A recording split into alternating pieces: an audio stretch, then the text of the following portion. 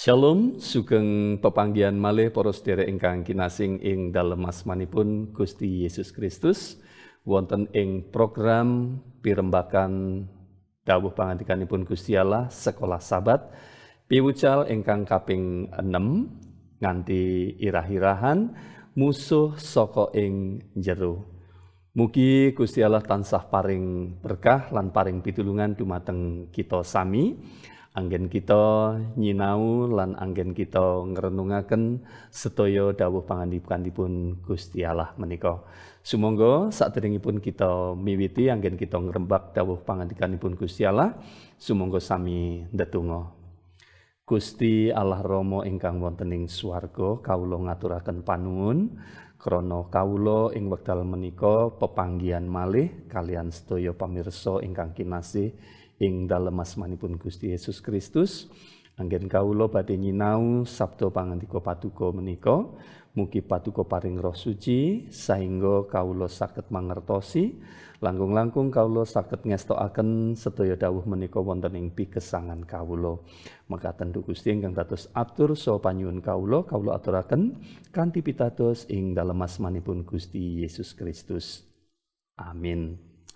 Para sedherek kinasing dalem asmanipun Gusti Yesus Kristus ingkang minangka ayat inti kagem anggen kita nyinau dawuh pangandikanipun Gusti Allah menika kasrat wonten ing kitab Yeremia ayatipun pasalipun 17 ayatipun ingkang kaping 11 mekaten dawuhipun Gusti, Aku pangeran kang pirsa atining wong lan dadar tekan telenging batine supaya wong siji-siji tak ganjar manut kelakuane miturut penggaweane. Para sedherek ingkang kinasing dalem asmanipun Gusti Yesus Kristus ing bab menika ing pelajaran ingkang sakmenika kita rembakaken nggih menika ngisahaken nalika bangsa Israel ingkang dipimpin dening Yosua utawi Yusak menika sampun nyebrang Kali Yordan lan sampun ngrobohaken tembok Yeriko. Nah, dawuhipun Gusti Allah nggih menika sasampunipun tembokipun Yeriko menika ambruk supados bangsa Israel menika lumebet dumateng kitha Yeriko lan nyerbu lan nelasaken sedaya ingkang wonten ing kitha Yeriko termasuk sedaya donya bondo ingkang dipun gadahi dening tiang-tiang ingkang wonten ing Yeriko. Nanging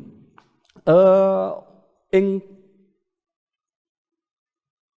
cerita menika wonten satunggaling tiang Israel ingkang naminipun Akan ingkang mendhet barang-barang ingkang kedahipun dipun sirnakaken sing salebeting kita Yeriko menika. Nah, barang-barang menika nggih menika awujud rasukan ingkang sae, ingkang awis lan utawi emas-emasan ingkang dipun pundhut, ingkang dipun colong lan ingkang dipun delikaken wonten ing saktengahipun kemahipun Akan lan keluarganipun.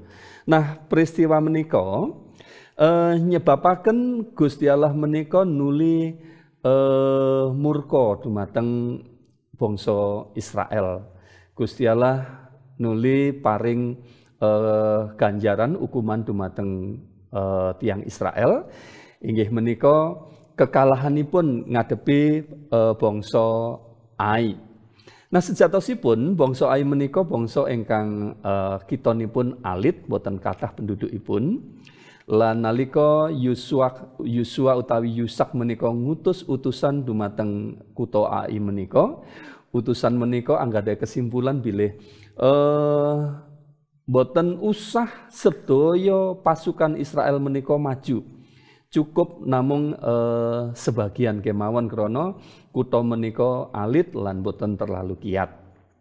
Nanging kasunyatan sasampunipun tiang Israel menika lumebet dumateng kutha Ai, penduduk Ai utawi raja Ai lan sedaya pasukanipun menika saged ngalahaken Israel lan Israel diuber-uber melajeng lan boten saged ngadepi pasukan utawi kutha Ai menika.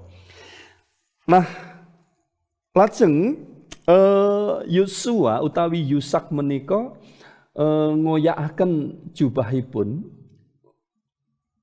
dados simbol bilih piyambakipun menika sedih atinipun krana bangsa Israel menika sampun dikalahaken dening penduduk utawi tentara-tentara saking kutha Ai. Lajeng Yosua utawi Yusak menika tumuli ndedonga dumateng Gusti Allah lan matur dumateng Gusti. Gusti Allah kenging menapa kok bangsa Israel menika dipun kalahaken dening tiang-tiang Ai menika.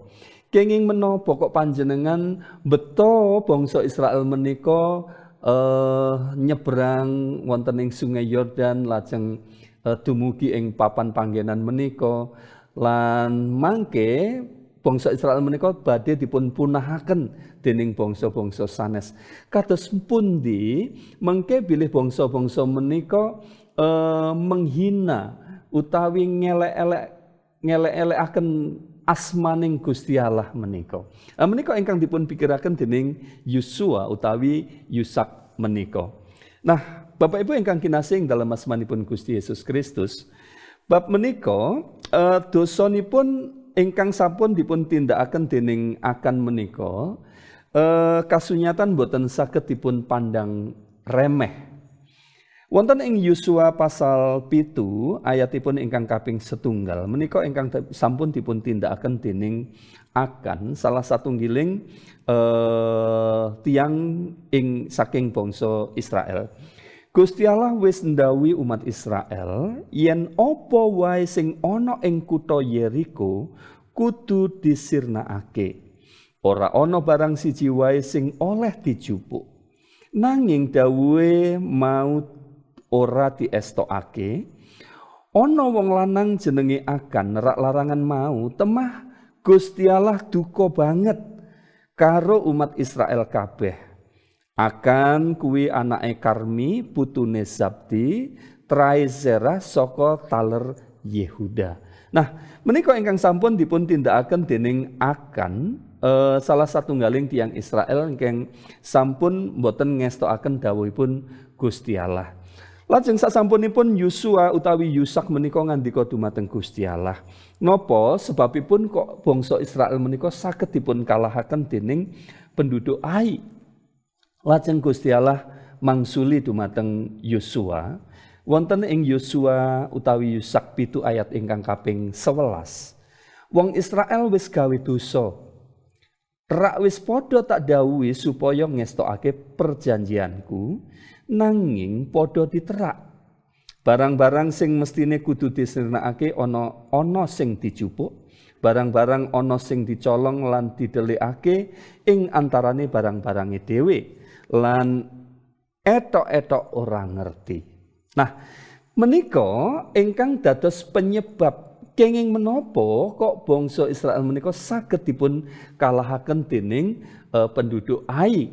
Nggih menika krana Gusti Allah sampun duka dumateng bangsa Israel. Krana wonten salah satunggiling tiyang wonten ing Israel menika ingkang mboten netepi perjanjian dumateng Gusti Allah. Angger-anggeripun Gusti Allah sampun dipun terak lan boten dipun estokaken. Angger-anggeripun Gusti Allah nggih menika supados sedaya barang-barang ingkang dipun pendet saking kutha Yeriko menika kedah dipun sirnakaken. Nah, Bapak Ibu ingkang kinasih utawi para sedherek ingkang dipun tresnani dening Gusti Yesus Kristus, menika wonten bebaya ingkang ageng ingkang dipun alami dening bangsa Israel menika boten dipun temahi saking sakjawinipun bangsa Israel, saking sakjawinipun kemahipun, boten saking krana tembok-tembokipun bangsa-bangsa sanes menika ingkang kokoh lan kiat. Nanging musuh ingkang paling ageng lan ingkang paling bebayani nggih menika musuh ingkang wonten ing saklebetipun bangsa Israel piyambak. Nah, anggenipun akan menika nindakaken dosa Mboten netepi dumateng angger-anggeripun Gusti Allah, mboten netepi dumateng dawuhipun Gusti Allah menika nyebabaken Gusti Allah menika duka. Lan Gusti Allah menika paring dawuh dumateng Yusak supados dipadosi sinten ingkang sampun damel dosa menika. Lan menika sampun dipun umumaken dumateng bangsa Israel, nanging sejatosipun wonten wekdal kagem akan supados ngaku lan meratobat. Nanging menika mboten dipun tindakaken dening akan. Tumuli benjingipun dipun kempalaken sedaya tiyang Israel, lajeng dipun panggil setunggal mbaka setunggal, setunggal suku mbaka setunggal suku, setunggal keluarga mbaka setunggal keluarga. Mongko dipun panggihi ingkang sampun nindakaken dosa menika nggih menika saking taleripun Yehuda nggih menika Akan. Nah, Akan menika sak sampunipun kepanggihan sampun nindakaken dosa menika piyambakipun boten langsung ngakeni. Nanging krana kepeksa, krana sampun kepanggihan piyambakipun nuli ngakeni. Menika dados piwucal dumateng kita bilih anggen kita sampun nindakaken perkawis-perkawis dosa utawi perkawis-perkawis ingkang salah, pramila kita kedah ngakeni lan meratobat dumateng Gusti Allah. Sasampunipun akan menika ngakeni bilih piyambakipun ingkang nyolong barang-barang menika, nanging piyambakipun boten meratobat. Pramila Gusti Allah paring ngandika dumateng Yusak supados akan menika dipun ukum pati. Dipun sirnakaken sareng sak kemahipun, sak keluarganipun lan sedaya bondo donya utawi barang-barang ingkang sampun dipun colong menika. Ajeng akan menika dipun ukum. Nah, Bapak Ibu ingkang kinasih, para sedherek ingkang kinasih dalem asmanipun Gusti Yesus, dosa ingkang sampun dipun tindakaken dening satunggiling tiyang wonten ing sakempalanipun bangsa Israel. Menika sampun nyebabaken sedaya tiyang Israel menika nanggung dosanipun, sedaya tiyang Israel menika nanggung kekalahan, lan sedaya bangsa Israel menika nanggung isin krana kalah kalian bangsa ingkang sanes. Nah, menika ndatengaken piwucal ingkang sae kagem kita, bilih anggen kita makempal wonten ing satunggiling komunitas utawi satunggiling gereja utawi jemaat wonten ing satunggiling pegawean wonten ing satunggiling keluarga, dosa ingkang sampun dipun tindakaken dening setunggal tiyang menika saged mempengaruhi tiyang-tiyang ingkang sanes. Akibat ingkang sampun dipun tindakaken dening setunggaling tiyang menika saged mempengaruhi dumateng tiyang-tiyang ingkang sanes. Wonten ing keluarga, menawi wonten satunggaling anggota keluarga ingkang sampun nindakaken dosa, akibatipun menika saged dipun sangga dening sedaya keluarga menika. Wonten ing satunggiling gereja utawi organisasi, bilih wonten satunggiling tiyang, satunggiling umat, satunggiling pemimpin ingkang sampun nindakaken dosa. Nah, pramila akibatipun menika saged dipun tanggung utawi saged dipun raosaken dening anggota-anggota ingkang sanes wonten ing salebeting jemaat, wonten ing salebeting organisasi menika. Pramila kita kedah ngatos-atos anggenipun tumindak wonten ing pegesangan kita supados kita menika mboten nindakaken dosa-dosa ingkang nyebabaken tiyang sanes, anggota keluarga kita, semah kita, putra-putra kita ugi nandhang akibat-akibat ingkang sampun kita tindakaken menika. Nah, lajeng sasampunipun akan dipun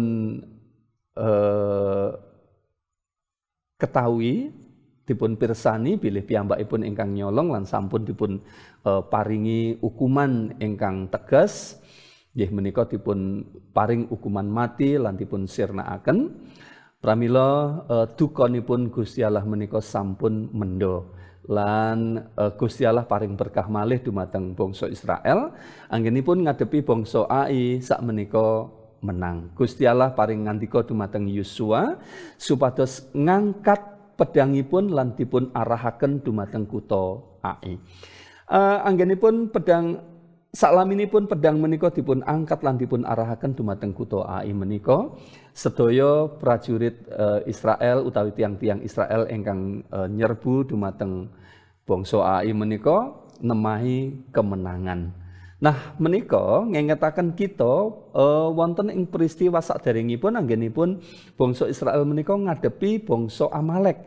Nalika semanten Musa kedah ngangkat tongkatipun, menawi tongkat menika dipun angkat bangsa Israel menang, menawi tongkat menika dipun dunaken, dipun nandhapaken bangsa Israel menika kalah. Nah, tongkat lan pedang ingkang dipun arahaken menika sejatosipun pralambang bilih Gusti Allah piyambak, Gusti Yesus piyambak ingkang sampun ngangkat pedang kemenangan utawi tongkat kemenangan menika kagem bangsa Israel. Dados menika kasunyatan bilih kemenanganipun bangsa Israel menika mboten krana bangsa Israel ingkang pinter, mboten krana bangsa Israel ingkang kuat, boten krana bangsa Israel ingkang sanggup ngadepi bangsa-bangsa sanes, nanging krana Gusti Allah piyambak ingkang sampun berperang dumateng bangsa Israel. Nah, ayat ingkang kaping pungkasan ingkang badhe kula waosaken menika mengetaken kita kalian peristiwa ingkang sampun dipun alami dening bangsa Israel bab dosanipun akan menika ngaku bilih piyambakipun ingkang nyolong nanging piyambakipun boten meratobat pramila piyambakipun boten dipun ampuni. Nah, sejatosipun Gusti Allah menika Allah ingkang pengasih, Allah ingkang penyayang, Allah ingkang badhe ngampuni sedaya tiyang ingkang ngakui dosanipun lan meratobat. Ingkang kaserat menika dawuh pangandikanipun Gusti menika wonten ing setunggal Yohanan atau setunggal Yohanes pasalipun setunggal ayatipun ingkang kaping 9. Nanging menawa kita padha ngakoni dosa-dosa kita marang Gusti Allah, panjenengane bakal netepi janjine lan tumindak adil. Temah bakal ngapura saking dosa kita sarta ngresiki saking piala kita. Para sedherek kinasih, mboten wonten tiyang ingkang mboten tumindak dosa wonten ing alam donya menika. Lan Gusti Allah nresnani tiyang-tiyang menika, lan Gusti Allah ngersakaken bilih tiyang-tiyang ingkang sampun tumindak dosa menika ngakeni dosanipun, mboten namung ngakeni nanging meratobat, nggih menika nilaraken sedaya dosa-dosanipun lan dados pandherekipun Gusti Allah, netepi angger-anggeranipun Gusti Allah, netepi sedaya perjanjianipun dumateng Gusti Allah. Makaten piwucal ingkang saged kita pendet saking piwucal kaping 6 bab musuh saka ing jero menika. Mugi piwucal menika ndadosaken berkah kagem kita sami. Sumangga kita tutup piwucal menika kanthi pandonga. Sumangga ndedonga. Gusti Allah Rama ingkang wonten ing swarga kawula ngaturaken panuwun krana ing wekdal menika kawula sampun nyinau dawuh pangandika paduka lan kawula sampun mangertosi menapa ingkang dados kersa paduka dumateng kawula nggih menika netepi sedaya perjanjian paduka dumateng kawula lan kawula ugi ngestokaken sedaya dawuh pangandika paduka lan menawi kawula dosa kawula ngakeni lan kawula meratobat kawula nilaraken sedaya jalan-jalan ingkang kebak ing dosa menika lan kawula dados pandherekipun Gusti Yesus Kristus ingkang setya tuhu. Mekaten duh Gusti panyuwun kawula mugi paduka tansah paring berkah wonten ing pigesangan kawula. Sedaya kawula aturaken wonten ing kawula aturaken kanthi pitados wonten ing asmanipun Gusti Yesus Kristus. Amin. Mekaten para sedherek anggenipun kita nyinau dawuh pangandikanipun Gusti Yesus Kristus sugeng pepanggihan malih wonten ing sanes wekdal. Gusti Yesus berkahi kita sami. Amin.